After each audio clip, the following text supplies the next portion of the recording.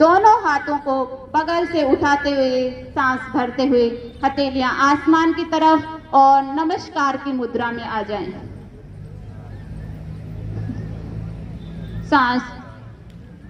सांस छोड़ते हुए अपने दोनों हाथों को छोड़ें, नीचे की तरफ लाएं, पैर को छोड़ें और सीधे खड़े हो जाएं। यही अभ्यास हम दूसरी तरफ से करेंगे।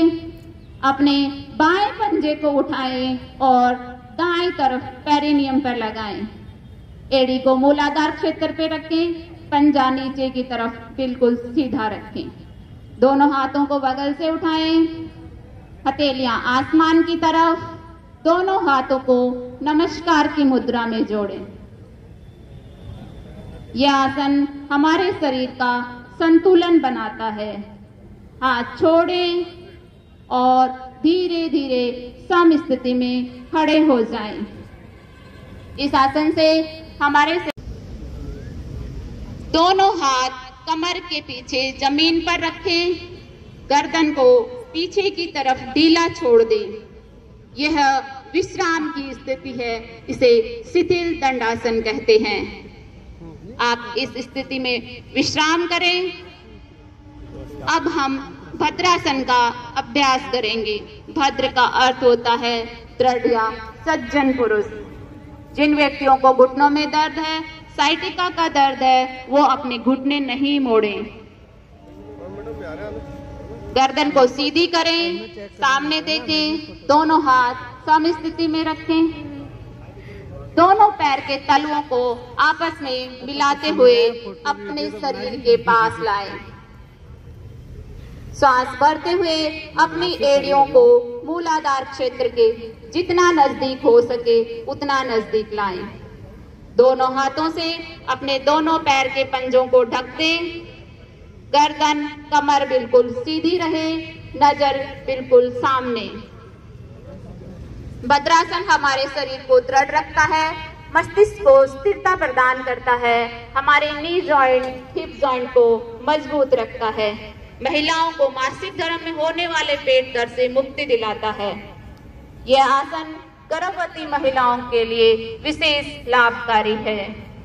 धीरे सावधानियां, जिनको अर्श, मस्ता, पाइल्स जैसी कोई समस्या है या घुटनों में दर्द है, एड़ी में दर्द है, वो इस आसन का अभ्यास न करें। दाएं पैर को मोड़ते हुए अपने दाएं नितंब के नीचे रखें। बाएं पैर को मोड़ते हुए बाएं पंजे को बाएं नितंब के नीचे रखें। ध्यान रहे आपके दोनों अंगूठे आपस में मिले हुए हों और एड़ियां बाहर की तरफ निकली हो। दोनों हाथ दोनों घुटनों पर रखें। कमर गर्दन बिल्कुल सीधी रखें, नजर सामने रखें। यह आसन हमारे जांघ व पिंडियों की मांसपेशियों को मजबूत करता है, शरीर को दृढ़ता प्रदान करता है, मेरुदंड को स्वस्थ रखता है। खाना खाने के बाद किया जाने वाला एकमात्र आसन है। यह हमारी पाचन शक्ति को बढ़ाता है, तो इसलिए आज से ही आप ये संकल्प लें कि खाना खाने के बाद एक बार इस आसन में जरूर बैठेंगे। अब हम अगला आसन इसी मजबूत करता है और कमर दर्द में आराम दिलाता है। सांस भरते हुए धीरे धीरे सीधे हो जाएं, हाथ सम स्थिति में और वज्रासन में बैठ जाएं। अगला अभ्यास करेंगे उत्तान मंडूक आसन। मंडूक का अर्थ होता है मेंढक। इसमें हमारे शरीर की अंतिम स्थिति ऊर्ध्वमुखी मेंढक जैसी दिखाई देती है। जिनको घुटनों का दर्द है, जोड़ों का दर्द है, वो इस आसन का अभ्यास न करें। दोनों घुटनों को थोड़ा थोड़ा दूर करें। सांस भरते हुए अपने दाएं हाथ को बगल से उठाएं और पूरा ऊपर तक ले जाएं। कोहनी मोड़ते हुए दाएं हाथ को गर्दन के पीछे से बाएं कंधे पर रखें। अब बाएं हाथ को उठाएं, कोहनी से मोड़ते हुए दाएं कंधे पर रखें। कमर बिल्कुल सीधी रखें, गर्दन सीधी करें और नजर सामने। यह आसन कमर दर्द, गर्दन दर्द को ठीक करता है, पाचन क्षमता सुधारता है, फेफड़ों की कार्य क्षमता बढ़ाता है। धीरे धीरे अपने दाएं हाथ को खोलें और बाएं हाथ को खोलें और सम स्थिति में आ जाएं। अगला अभ्यास करेंगे।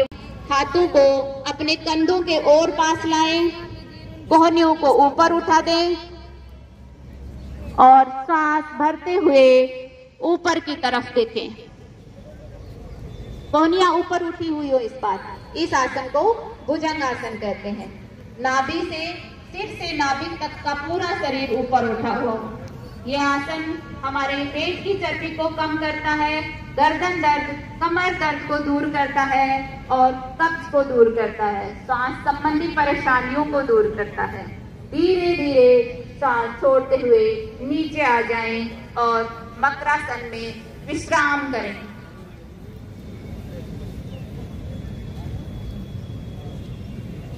लेट कर किए जाने वाले आसन में मकरासन विश्राम की स्थिति होती है। जब भी आप अभ्यास करते करते थक जाएं तो आप मकरासन की स्थिति में विश्राम करें।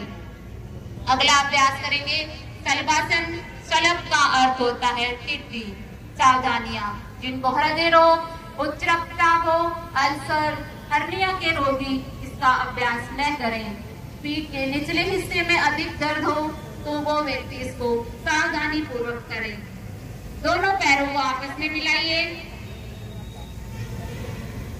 हाथों को बगल से ले जाते हुए अपनी जंघाओं के नीचे रखिए, हथेलियां आसमान की तरफ और ठुड्डी जमीन पर टिकी हुई हो। अब हम सांस भरते हुए दोनों पैरों को ऊपर उठाएंगे। ध्यान रहे आपके घुटने नहीं मुड़े। आपकी कमर में, घुटनों में आए हुए खिंचाव को महसूस करें। कमर दर्द के लिए बहुत ही अच्छा आसन है। सांस छोड़ते हुए धीरे धीरे अपने पैरों को नीचे रखें।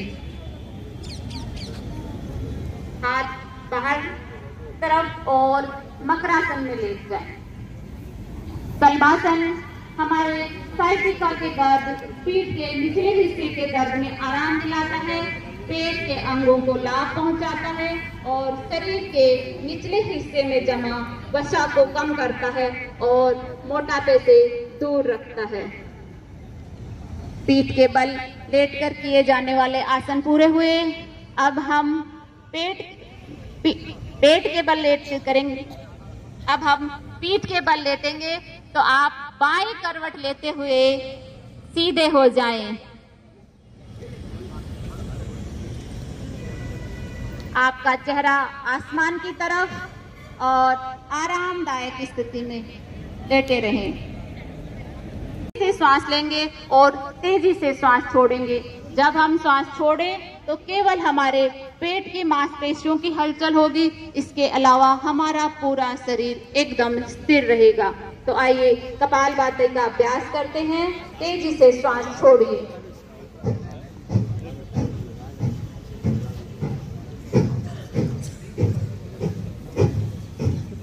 जय हो, जय हो।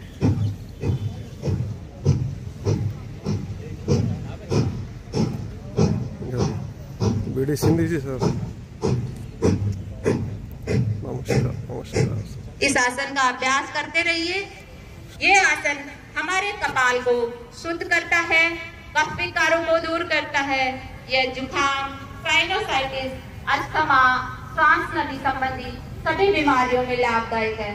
यह तंत्रिका तंत्र और साथ ही पाचन अंगों को शक्तिशाली बनाता है। यह आसन पूरे शरीर का कायाकल्प करता है। तो आप कपालभाति का नियमित रूप से अभ्यास करें। अब हम अगला अभ्यास करेंगे अनुलोम विलोम प्राणायाम।